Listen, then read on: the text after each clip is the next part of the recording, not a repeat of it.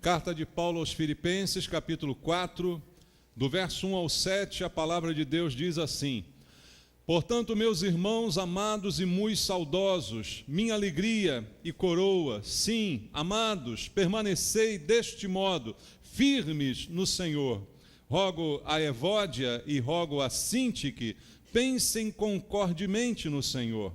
A ti, fiel companheiro de jugo, também peço que as auxilies, pois juntas se esforçaram comigo no Evangelho, também com Clemente e com os demais cooperadores meus, cujos nomes se encontram no livro da vida. Alegrai-vos sempre no Senhor, outra vez digo, alegrai-vos. Seja a vossa moderação conhecida de todos os homens, perto está o Senhor.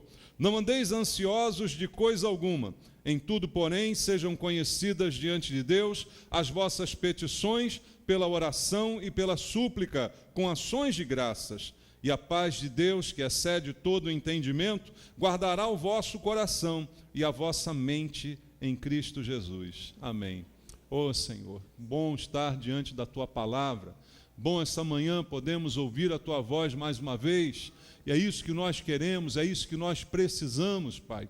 Ouvir uma palavra que venha do Senhor de encontro aos nossos corações, suprindo as nossas necessidades espirituais, para que possamos desfrutar dessa renovação no nosso coração, na nossa mente, desfrutar da paz que o Senhor promete aqui para nós. Senhor, eu te peço, fala conosco essa manhã, usa a minha vida como um instrumento em Tuas mãos, para isso dá-me a unção do Teu Espírito, que ela não se afaste de mim, para que eu possa ministrar de acordo com a Tua vontade, a Tua palavra chegar aos nossos corações e produzir transformação em nossa vida. É o que eu te peço com os irmãos, orando em nome de Jesus. Amém. Graças a Deus. Amém, queridos. O apóstolo Paulo, na carta aos Filipenses, ele traz várias mensagens para a igreja, mensagens de alegria, mensagens de esperança.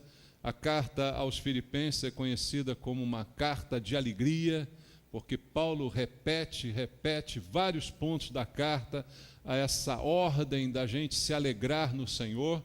Já disse aqui várias vezes que isso é de particular interesse, porque ele escreve essa carta dentro de uma prisão, ou seja, ele não está numa posição confortável quando vai escrever, inspirado por Deus, esta mensagem, mas mesmo assim ele não perde a esperança, mesmo assim não perde a alegria. E ele recomenda que os cristãos vivam essa alegria no Senhor. E esses conselhos que ele traz aqui no início do capítulo 4, eu poderia resumir todos eles como conselhos para a nossa vida como cristãos. Coisas que ele fala aqui que são inerentes da vida de um cristão. E eu creio que um cristão deve viver de uma forma diferente dos demais, irmãos. Porque senão, o que nos diferencia dos demais? O que muda na nossa vida o fato de nós sermos cristãos, dizermos para os outros que somos cristãos? O que isso significa? Apenas uma palavra vazia? Quando você diz para alguém que é cristão, na verdade essa pessoa quer olhar para você e encontrar algo que justifique essa palavra, não é? Precisa que a nossa vida seja coerente com aquilo que a gente crê, com aquilo que a gente prega, com aquilo que a gente acredita na nossa vida. Então, é preciso que a nossa vida seja um espelho disso. Mas, infelizmente, nós temos visto hoje, na Igreja do Senhor, de uma maneira geral, muitas pessoas que afirmam ser cristãs, mas vivem de uma maneira completamente deturpada, não é? E aí a gente fica até se questionando. E muita gente quer dizer que é cristão, mas não quer viver como cristão. Se eu quero viver como cristão, o que eu preciso fazer? Olhar para a Bíblia. E olhar para a palavra de Deus, que me ensina um modo de vida diferente. E esses versículos de Paulo aqui, eu creio que eles podem começar a nos ensinar um modo de vida diferente. Há muitas pessoas, hoje em dia não está tão em moda essa expressão, mas eu ainda escuto de vez em quando, o cristão dizendo orgulhosamente, eu sou filho do rei. Você já viu isso? Já ouviu? Ou então bota no carro, né, o plástico, filho do rei. Parece uma coisa bacana, né? Eu sou filho do rei. Então isso me coloca na condição de quê? Quem é filho do rei, como é que é chamado? Príncipe. Olha só, eu sou um príncipe, você é uma princesa. Aí você olha, é um bagulho, né? Mas tudo bem, deixa para lá. Mas as pessoas se colocam nessa posição, não é? Biblicamente, não está errado, concorda? Jesus é o rei. Mais do que isso, a Bíblia diz, é o Rei dos reis, o Senhor dos senhores. Eu sou seu filho, sim. A Bíblia diz que porque eu criei nele, eu me tornei seu filho, filho de Deus. Então, não há nada errado biblicamente, mas uma coisa é eu dizer que sou, e outra coisa é eu viver como quem leva esse título. Então, eu preciso viver de maneira que eu comprove esse título. Se você, por exemplo, vê no jornal a notícia de que vai chegar aqui no Brasil o príncipe de não sei aonde, aí a manchete do jornal, vai chegar o príncipe, você vai lá ver o príncipe. Você espera que aquele príncipe tenha um comportamento de príncipe, ou não? Aí você vai ver o príncipe, vê lá o príncipe tirando meleca, né, fazendo todo esculhambado. O que você vai achar do príncipe? Caramba, esse príncipe é isso aí? Ah, não, eu estou melhor do que ele, né? Eu estou melhor do que esse príncipe aí. A mesma coisa se encaixa na gente. Aí eu digo que sou filho do rei, mas eu vivo como filho do rei. Eu tenho a postura de um príncipe. Você tem a postura de uma princesa, minha irmã, ou de tchutchuca? Qual a postura que você tem? Então há uma diferença. Esse título é uma nobreza, é ou não é? Então eu preciso viver com certa nobreza. E a nobreza, ela tem um comportamento diferente. E Paulo aqui vai nos dizer algumas coisas que são muito simples, mas que trazem um padrão de vida nobre, elevado para nós. Eu preciso ter um padrão de vida nobre. A minha vida precisa ter um padrão elevado. Não estou falando financeiramente, mas comportamentalmente. Você tem que ter comportamento, educação. Se espera o que é de um príncipe? Falta de educação? Não, não se espera isso de um príncipe. Espera-se de um príncipe que ele tenha uma postura adequada para o cargo que ele ocupa. Então a gente precisa entender que, como cristãos, nós temos que ser autênticos príncipes. Se eu creio que sou filho do rei, de fato sou, mas não me comporto como tal, o que eu estou fazendo com meu pai? Eu estou envergonhando meu pai. É ou não é? Se você tem um pai íntegro, honesto, e você se torna um homem desonesto e tal, você está desonrando o seu pai. Não adianta ser conhecido como filho do fulano, se você não age pelo menos parecido com aquilo que esse título representa. Então, essa palavra é para a gente hoje fazer uma reflexão, todos nós. De que forma eu tenho representado, né, o rei? De que forma eu tenho sido um filho com um comportamento adequado? E aí Paulo vai dizer aqui o que a gente espera de um filho do rei, de um comportamento que vai fazer realmente diferença. E aí algumas coisas simples que eu separei para você, relendo os 7 versículos. Primeiro, o verso 1. Portanto, meus irmãos, ele está falando à igreja, amados e muito saudosos, minha alegria e coroa. Ele acha os irmãos da igreja como a sua alegria, como a sua coroa, o seu reconhecimento. Ele foi aquele que fundou aquela igreja. E ele se refere a ela com esse carinho, amados. E aí ele diz, permanecei deste modo. Que modo? Firmes no Senhor. Primeira característica do filho do rei. Primeira característica do cristão, ser uma pessoa firme. Aonde? No Senhor. Será que Deus espera filhos firmes nele ou vacilantes? O oposto do firme seria o vacilante, aquele que balança, né? Alguns dizem, balança, mas não cai, mas tem dia que cai. Tanto que balança, tanto que vacila, que cai. Na linguagem popular, você é um filho firme ou é um vacilão? É para a gente pensar. Como é que Deus quer que eu seja um homem firme ou que vacilo, que me abalo com qualquer coisa me tira do centro? Não, eu preciso ser firme. Um príncipe é firme, pode estar tudo acabando lá, mas ele está com aquela, né?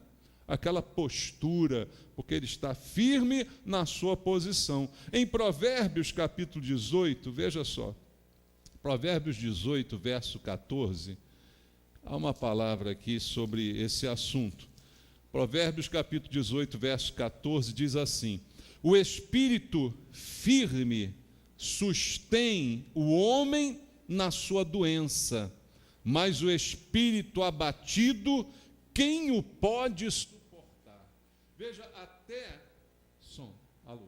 até na doença a gente pode ter um quadro melhor na firmeza, porque somos sustentados por esta firmeza, é o que a Bíblia está dizendo aqui. Mas aquele que tem o espírito abatido, quem aguenta, irmãos? Então, o que se espera de nós? Eu digo sou filho do rei, eu digo sou cristão, mas estou sempre abatido, estou sempre cabisbaixo, estou sempre reclamando de tudo, reclamando da vida. Você conhece crente assim? Aí você vai dizer, vem cá, esse camarada é crente mesmo? Esse camarada é diferente dos meus vizinhos lá, dos meus colegas de trabalho? Porque da sua boca só sai coisa ruim. Quem aguenta uma pessoa assim? Mas aquele que é firme até na doença, ele está lá, ele está firme.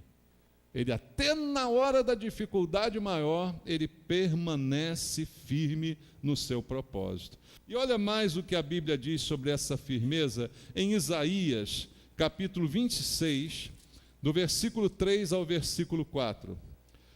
Tu, Senhor, conservarás em perfeita paz aquele cujo propósito é firme, porque ele confia em ti. Confiai no Senhor perpetuamente, porque o Senhor Deus é uma rocha eterna. O que Deus fará com aquele que é firme? Conservá-lo-á na perfeita paz. Você quer paz? Você tem que ser uma pessoa firme. Você não pode ser uma pessoa vacilante, que balança para lá e para cá de acordo com o vento, de acordo com as ondas, que não se mantém, né? Que não está firme na sua posição como cristão, que duvida, que volta e meia está num comportamento dúbio. Não, a Bíblia diz que Deus vai conservar em perfeita paz aquele que é firme. Então, se eu quero paz, eu tenho que ser uma pessoa firme. Esse é o primeiro conselho que Paulo nos dá aqui para uma vida cristã equilibrada. O segundo, ele fala isso exortando duas pessoas ali na igreja. No versículo 2 e 3, ele diz assim: rogo a Evódia e rogo a Sintique, pensem concordemente no Senhor. A ti, fiel companheiro de jugo, também peço que as auxilies, pois juntas se esforçaram comigo no Evangelho, também com Clemente e com os demais cooperadores meus, cujos nomes se encontram no livro da vida. Paulo está falando agora particularmente de duas irmãs da igreja com nomes lindos, Evódia e Sintique.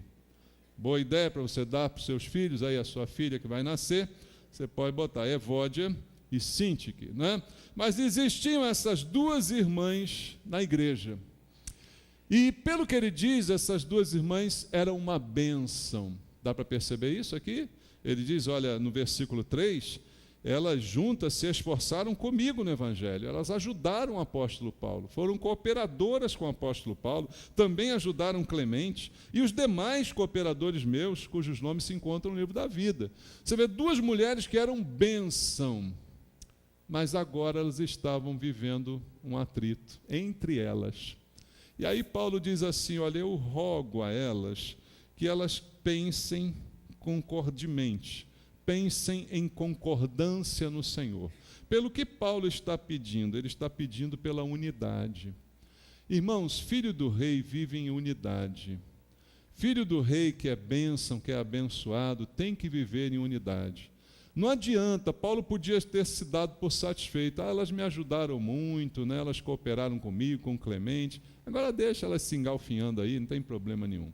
Mas ele não disse isso, ele diz, eu rogo a elas que elas aprendam a viver em concordância, porque é importante a concordância. Jesus disse que quando dois entre nós concordam com alguma coisa, isso é ligado no céu. Então não adianta a gente fazer bem a obra de Deus, servir bonitinho, se a gente não tem unidade. A gente precisa ter unidade. Ter unidade é pensar concordantemente, pensar em concordância, concordar com o meu irmão. E essa falta de unidade, ela prejudica a minha vida. Então não há como eu dizer aqui eu sou filho do rei, mas não sei viver em unidade com os demais que também são filhos. Se todos somos filhos do rei, todos somos príncipes. E os príncipes têm que se dar bem. Amém? Príncipes têm que viver com alegria, têm que viver com amor, com paciência uns com os outros, têm que suportar, e isso é importante, tem que pensar em concordância, porque o Pai é o mesmo, porque o reino é o mesmo. Nós não somos príncipes de reinos diferentes, somos do mesmo reino, e o Pai é o mesmo rei para todos. Então Paulo dá essa advertência ali às irmãs, porque esse problema de relacionamento entre elas certamente iria afetar o resto da igreja, certamente isto iria contaminar. Irmãos, nós não podemos ter na igreja problemas de relacionamento. Isso nos desqualifica como filhos do rei.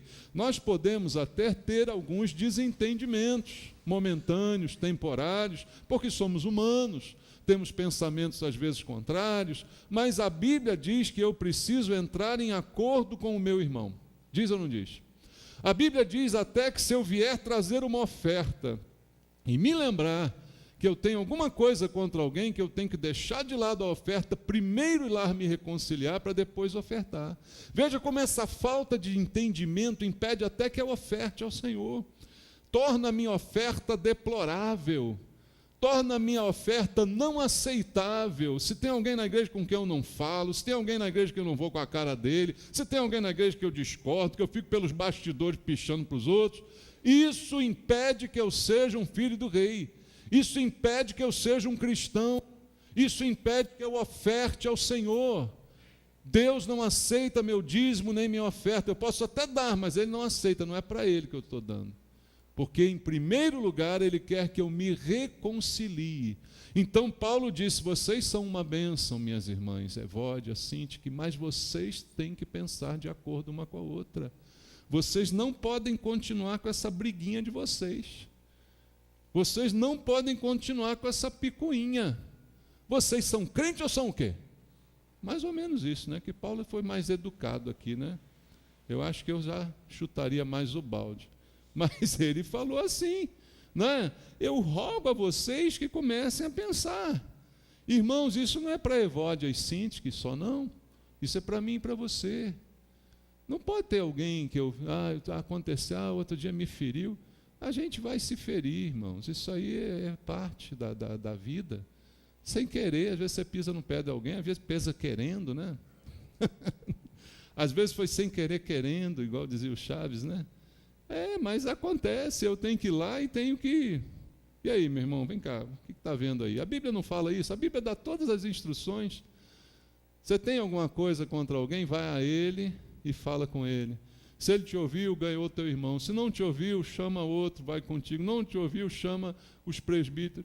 Não te ouviu, diz a igreja. A Bíblia tem os passos para serem tomados. E a gente simplesmente diz, não vou com a cara dele. Aí começa, na hora que pode, joga umazinha, né? E aquele ali, cuidado com ele, hein? Esse cuidado com ele é terrível, né? Cuidado com ela, ó. Você é fofoqueira, hein? Quem é que está sendo fofoqueira? É ela ou é você que está falando dela? Cuidado com ela. Já pensou como a gente acusa os outros daquilo que a gente é? Já pensou nisso? Quando você diz cuidado com ela, você que é fofoqueira. Ela pode ser a pior fofoqueira de todas, mas você é igual a ela. Porque você diz cuidado com ela. Isso é fofoca. Ou não é? Ganhou outro nome agora? É alerta. Não é alerta, é fofoca. Então a gente está na mesma situação, está criticando o outro. E o que Jesus diz sobre isso? Jesus fala também, irmãos, olha, em João 17, Evangelho de João 17, Jesus está orando aí pelos seus discípulos. Tem algum discípulo de Jesus aqui essa manhã? Então ele está orando pela gente. Aí diz assim, versículo 20, não rogo somente por esses, mas também por aqueles que vierem a crer em mim, por intermédio da sua palavra, a fim de que todos sejam um. E como és tu, ó Pai, em mim e eu em ti, também sejam eles em nós, para que o mundo creia que tu me enviaste. Eu lhes tenho transmitido a glória que tens dado, para que sejam um como nós o somos, eu neles, tu em mim, a fim de que sejam aperfeiçoados aonde? Na unidade, para que o mundo conheça que tu me enviaste e os amaste, como também amaste a mim. Veja, Jesus diz muita coisa importante, que nós vamos ser conhecidos pelos outros, não como príncipes, filhos do rei. E que adianta dizer eu sou filho do rei e não consigo me dar bem com a pessoa que está do meu lado aqui na igreja? Que adianta dizer eu sou Jesus, eu sou príncipe, não sei o quê, e não consigo ter comunhão com meu irmão? Jesus diz, não, eles vão ser conhecidos exatamente por isso. E outra coisa, eles serão aperfeiçoados na unidade. Veja, Deus manda você ser perfeito, sabia disso? Só você ler Mateus 5,48, olha lá, sede perfeitos como perfeito é o vosso Pai. Ele manda você ser perfeito. E como é que você se aperfeiçoa? Na unidade. Enquanto você tiver uma ruga com o seu irmão, você não vai se aperfeiçoar nunca. A maneira de se aperfeiçoar é perdoar, ser perdoado, sentar, conversar, beijar, sei lá, fazer alguma coisa. Essa é a maneira de ser aperfeiçoado. E isso é uma vontade de Deus para nós, e diz, nós seremos conhecidos por isso. Ainda em Efésios capítulo 4, o mesmo Paulo vai nos dizer assim, do versículo 1 até o versículo 3. Rogo-vos, pois eu, o prisioneiro do Senhor, que andeis de modo digno da vocação a que fostes chamados, com toda a humildade, mansidão, longanimidade, suportando-vos uns aos outros em amor, esforçando-vos diligentemente por preservar a unidade do Espírito no vínculo da paz. Olha o esforço que tem que fazer aí para ter unidade. O esforço que tem que fazer para suportar o outro, para resolver as questões, para viver sem essa rixa de Síntique e Evódia. Por isso, Deus está nos dizendo essa manhã, quer ser cristão, seja firme. Quer ser cristão, viva em unidade. Versículo 4 de Filipenses 4, onde estávamos, Paulo continua dizendo, alegrai-vos sempre no Senhor. Outra vez digo, alegrai-vos. Ele enfatiza, fala por 2 vezes. E ele diz para a gente se alegrar quantas vezes? Sempre, está escrito aí na sua Bíblia, sempre. Então é sempre. Isso dá a ideia de que eu devo viver em alegria. Aí você diz, pastor, mas a vida não tem só alegria. Concordo com você. Às vezes tem choro. Mas a Bíblia diz, o choro pode durar uma noite, mas a alegria vem pela manhã. Veja, o choro tem prazo de validade, a alegria não. A alegria é sempre. Alegrai-vos sempre no Senhor. Você vai chorar, você vai passar os seus percalços na vida, mas a alegria você tem que renovar pela manhã, porque a misericórdia foi renovada a seu favor. A Bíblia diz que elas se renovam a cada manhã e são a causa de não sermos consumidos. Então eu tenho que renovar também a minha alegria pelo dia que o Senhor me deu, pela oportunidade de abrir os olhos, pela oportunidade de respirar, por estar vivo na presença de Deus, saber que Deus está comigo, mesmo quando eu estou passando dificuldades. E o tema da carta de Paulo é isso, alegria em meio às lutas. Assim como em Efésios ele disse o prisioneiro do Senhor, em Filipenses ele ainda é prisioneiro, mas ele a cada manhã naquela prisão está renovando a sua alegria. Você vai dizer que Paulo estava o tempo todo alegre? Não, ele está sempre renovando, porque ele está preso, ele está sofrendo, fisicamente está muito ruim, mas ele diz, alegrai-vos no Senhor, alegrai-vos sempre, outra vez digo, alegrai-vos. Essa alegria tem que ser verdade na vida da gente. Não dá para conceber um filho do rei, um príncipe, como dizem por aí, cabisbaixo, reclamando da vida, reclamando do reino, reclamando do pai, reclamando de tudo. Quanto cristão hoje vive aí se lamentando de Deus? Ah, Deus não olha para mim. Ah, eu taquei pedra na cruz, né? Sei lá, essas coisas que a pessoa fala. Por quê? Alegrai-vos no Senhor. Você é filho do rei, você é príncipe de Deus, então você precisa se alegrar no Senhor. Em João também, no Evangelho de João, no capítulo 16, veja outra palavra que Jesus nos dá a partir do versículo 21. A mulher, quando está para dar à luz, tem tristeza, porque a sua hora é chegada. Mas depois de nascido o menino, Já não se lembra da aflição, pelo prazer que tem de ter nascido ao mundo um homem. Assim também agora vós tendes tristeza, mas outra vez vos verei, o vosso coração se alegrará, e a vossa alegria ninguém poderá tirar. Naquele dia nada me perguntareis, em verdade vos digo, se pedirdes alguma coisa ao Pai, Ele vô-la concederá em meu nome. Até agora nada tendes pedido em meu nome. Pedi e recebereis, para que a vossa alegria seja completa. Essa alegria vem do relacionamento com Deus, do pedir e receber, do se dar para Deus, do ter comunhão com Ele. Essa é a alegria verdadeira, que precisa fazer parte da vida de um cristão, como a palavra de Deus diz aqui. Há um momento de dor, há um momento de tristeza, mas logo depois vem um momento de alegria. E essa alegria precisa ser constante na nossa vida, irmãos. Voltando ao capítulo 4 em Filipenses, outro conselho de Paulo para a nossa vida cristã ser coerente. Versículo 5: seja a vossa moderação conhecida de todos os homens, perto está o Senhor. Eu sou filho do rei, o rei é rico, amém? Eu sou príncipe de um reino rico, mas eu preciso aprender a viver com moderação.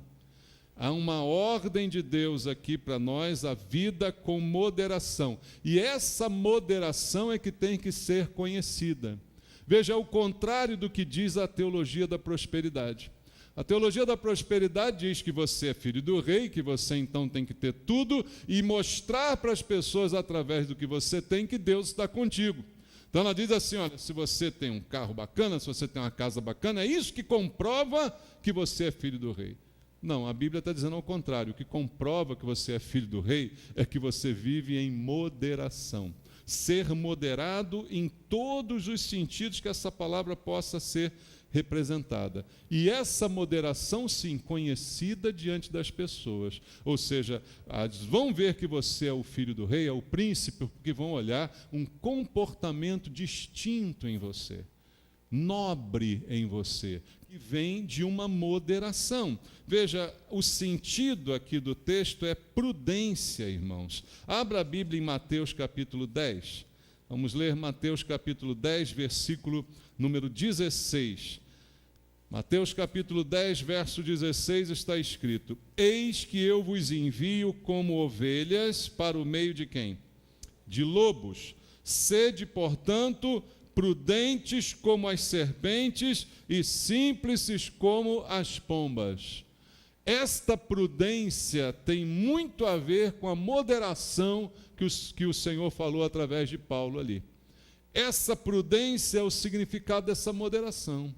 Você precisa ser simples como a pomba, mas prudente como a serpente. Isso é o que se espera de um filho de Deus, que se acha filho de Deus, que se autoproclama filho do rei ou príncipe do Senhor. Que a nossa vida seja conhecida diante dos homens, como diz a Bíblia, por esta característica de prudência, moderação. Então você, como filho do rei, não pode ser uma pessoa escandalosa, que seria um oposto dessa moderação. A Bíblia diz até que é necessário que venha o escândalo, mas ai daquele por quem vem o escândalo, ai daquele que é o causador do escândalo. Veja, um escândalo na vida de um crente é muito pior do que um escândalo na vida de um não crente. É ou não? Pior, um escândalo na vida de um pastor, aí então nem se fala. É muito pior do que o escândalo na vida do membro da igreja. Quanto maior a responsabilidade, quanto maior o cargo, a posição, maior a responsabilidade. Se você é crente, você já está acima do resto da população. Ah, que beleza, eu sou filho do rei, vou sair pisando todo mundo. Não, pelo contrário, agora a sua responsabilidade é maior. Porque se você for o causador de um escândalo, você está trazendo um prejuízo enorme para o reino do seu pai. O rei de quem você é filho será manchado pelo escândalo que você promoveu, pela falta de equilíbrio, pela falta de simplicidade, pela falta de prudência. A serpente é prudente, e assim nós devemos ser, ou seja, viver de modo a não escandalizar ninguém, seja através do nosso comportamento, através das palavras, das coisas que falamos, não escandalizar. E para isso que temos que ter, a Bíblia diz aqui em 1 de Pedro, capítulo 5, verso 8, também um versículo bem conhecido, que ilustra o que eu quero dizer. 1 de Pedro 5, 8, Pedro diz assim aos crentes: sede sóbrios. A palavra aí já mostra sobriedade. Se você olhar só no sentido estrito, né, em contrário ao embriagado, você vai dizer, eu não bebo, pastor, estou bem. Quem bebe já faz um estrago danado, faz ou não faz, né, irmãos? Bebe, fala besteira, diz palavrão, mexe com a mulher dos outros, não é assim? Já fez muito isso, né, irmão? Pode confessar aí, confessa que Deus sabe. Mas a bebida faz fazer um monte de besteira. Mas Deus está falando de sobriedade, não só em relação à bebida, sobriedade em todas as coisas. O que o bêbado faz? Escândalo, porque o comportamento é exagerado, é esculhambado, né? O crente tem que ser sóbrio, não ser notado pelas palavras altas, né? Pelas gargalhadas, ser notado pela sua unidade, pelo amor que ele tem, pela sua sobriedade. É isso que se espera de nós como cristãos, que a gente tenha sobriedade. Veja, ele diz, sede sóbrios e vigilantes, porque o diabo, o vosso adversário, anda em derredor como um leão que ruge procurando alguém para devorar. Quer motivo maior ainda do que esse? Primeiro, Deus mandou ser sóbrio. Segundo, há um diabo à sua volta, querendo de alguma forma te fazer mal, esperando um momento de fraqueza para você, envergonhar o reino que você representa. Por isso a sobriedade é importante, porque o diabo está rondando para te jogar na cara as besteiras que você fez quando estava bêbado, ou bêbado no outro sentido, fazendo coisas que não deveria fazer. Ele vai jogar isso na cara da gente. Então o que eu preciso, como Paulo aconselhou, sobriedade. Veja, a Bíblia fala de Mateus 25, eu não vou ler, mas que haviam ali 10 virgens. Lembra do texto das 10 virgens? 5 eram prudentes. E as outras 5 eram loucas, né? Desvairadas. O termo bíblico qual é? Que elas eram... nécias. Nécias é muito difícil, né? Então, se eu falar que eram loucas, pronto, você já entende, né? É melhor assim. Então, tem crente que é prudente, tem crente que é louco. E aí? Não pode ser eu. Eu não posso ser assim. Eu preciso ser prudente. Isso é o modo de vida de um cristão. Que a gente seja conhecido por essa prudência. Veja o versículo 6, agora voltando ao texto. Não andeis ansiosos de coisa alguma. Em tudo, porém, sejam conhecidas diante de Deus as vossas petições, pela oração e pela súplica, com ações de graça. Outro conselho de Deus para o crente é não ficar aí ansioso, roendo unha por tudo, ou seja, sem essa ansiedade, e, ao invés disso, fazer o quê? Buscar em oração. Veja a contraposição. Não ande ansioso, mas faça o quê? Torne conhecidas diante de Deus as suas petições, através de súplicas, através de ações de graça, através de orações. Então, o remédio para essa ansiedade desvairada é orar, é falar com Deus, é colocar diante dele os seus problemas, as suas debilidades. Seria muito estranho ver um cristão, filho do rei, príncipe, tão angustiado, com medo das coisas que estão por vir, com medo do que o futuro lhe apresentará. Isso seria muito incoerente, que a gente vivesse nesse nível de ansiedade, não saber o que vai acontecer amanhã, ai meu Deus, como será? Ai, o que eu faço da minha vida? Não, ora, entendeu, irmão? Ora, você é filho do rei, ora, fala com ele, fala com o pai, apresenta diante dele os teus problemas, é isso que a Bíblia fala. E esse pai chamou a gente para quê? Para ficar preocupado ou para descansar? Lá em Mateus 6, Jesus diz, não andeis ansiosos por coisa alguma. Não é isso que ele fala? Busque em primeiro lugar o reino de Deus, a sua justiça. Em Mateus capítulo 11, verso 28, que ele diz: vinde a mim todos vós que estáis cansados e sobrecarregados, e eu vos aliviarei. Tomai sobre vós o meu jugo e aprendei de mim, que sou manso e humilde de coração, e achareis o quê? Descanso para a vossa alma. Então o filho do rei descansa no rei. O príncipe descansa no seu reino. Ele sabe que a sua vida está nas mãos do rei. O filho do rei não pode andar irritado, irmãos. Olha o que diz o Salmo número 37, no versículo 7. Para a gente acalmar o coração e não ficar aí sobrecarregado. Salmo 37, 7 diz assim: descansa em quem? No Senhor. E faz o quê? Espera nele. Mas parou aí o versículo? Não. Diz assim: não te irrites por causa do homem que prospera em seu caminho, por causa do que leva a cabo os seus maus desígnios.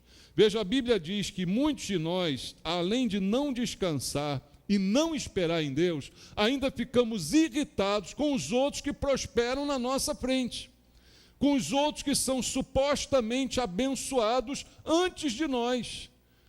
Tudo é o contrário que Deus está dizendo, irmãos. Ele está dizendo para você ficar calmo, para você esperar nele, para você confiar nele, não andar ansioso, porque Deus está no controle de tudo. E não se irritar quando alguém é abençoado antes de você. Não tem cabimento isso. Você é cristão ou não é cristão? É filho do rei ou não é? E nesse mesmo versículo, Paulo diz: sejam conhecidas diante de Deus as suas necessidades, aquilo que você está pedindo, aquilo que você está clamando, a sua petição, através de oração, de súplica e de ações de graça, mostrando para mim e para você que a vida do cristão tem que ter a oração como um componente, irmãos. Antes de eu pedir para alguém, eu peço para Deus. Antes de pedir a ajuda de alguém, peça para Deus. Fale com Deus sobre tudo o que acontece com você, porque a vida do cristão é uma vida de oração. Não dá para desassociar uma coisa da outra. A gente vive diariamente com conflitos, com problemas, coisas de saúde. Veja, irmãos, nós devemos tomar os remédios, devemos procurar os médicos, mas devemos orar, antes até de fazer uma coisa destas. Você crê que não? Está com problema? Ora. Nós ouvimos ontem aqui no culto das mulheres, pastora falando. Você tem uma dificuldade? Ora. Mas você diz: não, eu não vou orar não, porque eu sou indigno, Deus não vai ouvir minha oração, não vai curar, não vai... Por que não? É Deus que cura, não é você. Não é sua mão, é Deus que faz. Mas ora, porque a vida do cristão tem que entender que a nossa vida é uma vida de oração. Preciso de alguma coisa? Peço a Deus. Anseio por alguma coisa? Coloco nas mãos de Deus, através de oração, de súplica e também de ações de graça, dando a ideia de que eu posso agradecer antes mesmo de receber. Entende isso? Essa é a vida do cristão. E terminando, no versículo 7, Paulo conclui dizendo: se você fizer isso tudo que está escrito aqui, e a paz de Deus, que excede todo entendimento, guardará o vosso coração e a vossa mente em Cristo Jesus. O cristão vive em paz. Crê? Servo do Senhor, filho do rei, príncipe, o que você quiser se chamar, vive em paz. Não tenho o direito de levar o nome de Jesus se eu sou uma pessoa que estou sempre atribulada, estou sempre desassossegada. E você conhece alguém que não tem paz, irmãos? Sabe por quê? Essa falta de paz, ela pega em você, ela é contagiosa. Quando você está perto de uma pessoa sem paz, ela tira a tua paz. Você conhece gente que tem a capacidade de tentar tirar a tua paz? Já deu com isso aqui uma vez? Sogra não vale, tá? Não vale, sogra. Mas você conhece alguém que tem a capacidade, chegou perto de você, já começa a tirar, porque ela não tem paz. Então eu, como filho de rei, preciso viver em paz. E essa paz que excede todo o entendimento, guarda o meu coração, a minha mente. Eu preciso ter a mente em paz. eu preciso ter o coração em paz, porque eu sou cristão. E quem me deu essa paz, só para terminar, Jesus falou em João 14, versículo 27, todos nós conhecemos. Ele diz, deixo-vos a paz, a minha paz vos dou, não vou-la dou como dá o mundo. Não se turbe o vosso coração, nem se atemorize. E a paz de Deus, como disse Paulo, guardará o vosso coração e a vossa mente em Cristo. Seja cristão assim. Viva a palavra de Deus no seu dia a dia. Viva a palavra de Deus amanhã no seu trabalho. Viva a palavra do Senhor, olhando para ela, se tornando como ela diz, para poder levar esse nome, que é um nome muito importante, mas também pesado, cristão. É um nome muito pesado, irmãos, para a gente carregar, sabia? Que a gente possa honrar esse nome. Amém? Louvado seja o Senhor. Vamos orar. Senhor meu Deus, meu Pai, aquilo que o Senhor começou quando nós nos convertemos, a boa obra que foi iniciada por Deus. A Tua palavra diz que Tu és poderoso para completar a boa obra que uma vez foi iniciada em nós. Que nós não sejamos barreiras ao exercício da Tua vontade. Que nós possamos viver como disse esta palavra. Faz-nos, Senhor, crentes firmes no Senhor. Dá firmeza ao Teu povo. Faz-nos, Senhor, pessoas que vivem em unidade, meu Pai. Faz-nos, Senhor, pessoas que vivem em alegria. Que a tristeza só dure uma noite, mas essa alegria sempre se renove. Faz, ó Deus, com que não haja nenhuma ansiedade no nosso coração, que nós possamos buscar e confiar no Senhor de todo o coração, e que a Tua paz guarde a nossa mente, guarde o nosso coração. Ajuda-nos a viver em paz, Senhor, mas às vezes a paz está condicionada ao modo de vida que nós temos. Se vivemos como cristãos, como disse Paulo, a paz de Deus guardará o nosso coração. Ajuda-nos a viver assim, Senhor, para que a Tua paz se estabeleça sobre a nossa vida e sobre a nossa casa.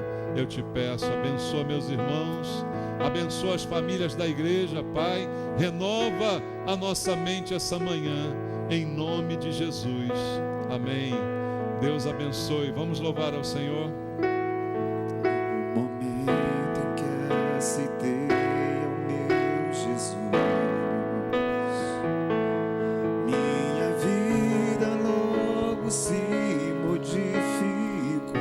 Verdade isso aí, irmãos.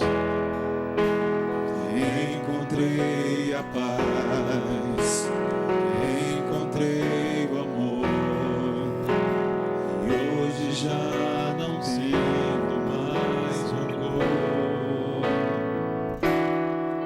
Aprendi a amar ao próximo também, perdoar aquele que me ofendeu. Deus amar você, eu amo também.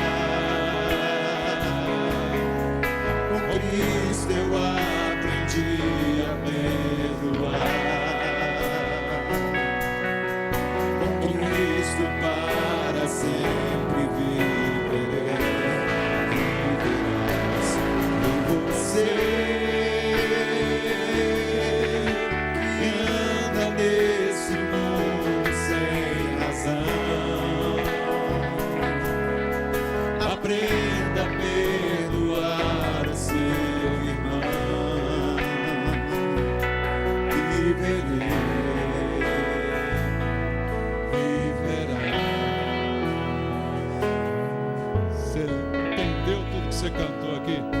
Você entendeu bem? Quando você entregou a tua vida para Jesus, essas coisas devem fazer parte dela. Amém?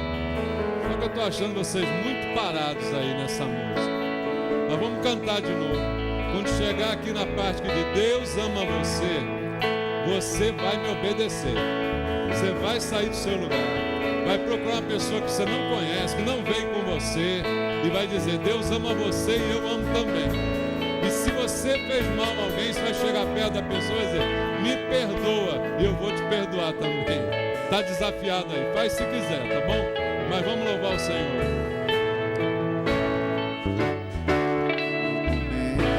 Que aceitei ao meu Jesus,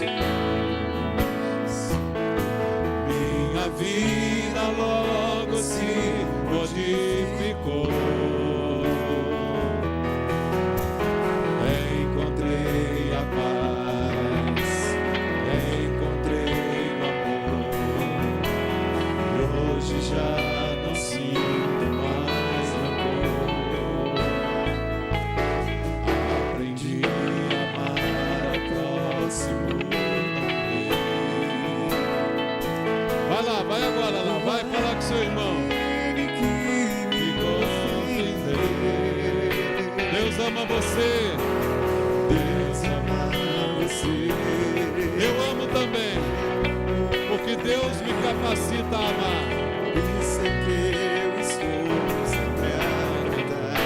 Aprendi a amar ao próximo, vamos lá. Por isso, meu Senhor, sempre a amar. Com Cristo eu aprendi a perdoar. Com Cristo para sempre. Quebra o gelo, quebrando o teu coração na presença de Deus. E você que anda nesse mundo sem razão, aprenda a perdoar o seu irmão. Viverei.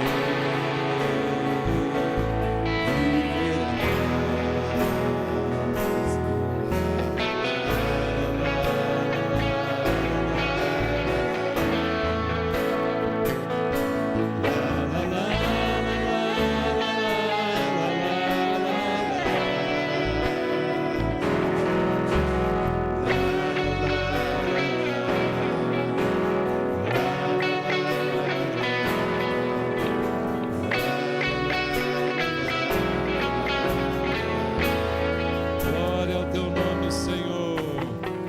Aleluia. Louvado seja Deus. Glória a Deus. Que barreiras sejam quebradas em nome de Jesus. Que a gente não tenha vergonha de manifestar o amor de Deus. Que a gente não tenha vergonha de dizer que ama ao irmão, não é? E também receber o amor dele. Que essas barreiras caiam por terra, para que a gente viva a palavra do Senhor, não é? Perdoando e sendo perdoado, assim como o Senhor fez por nós. Amém?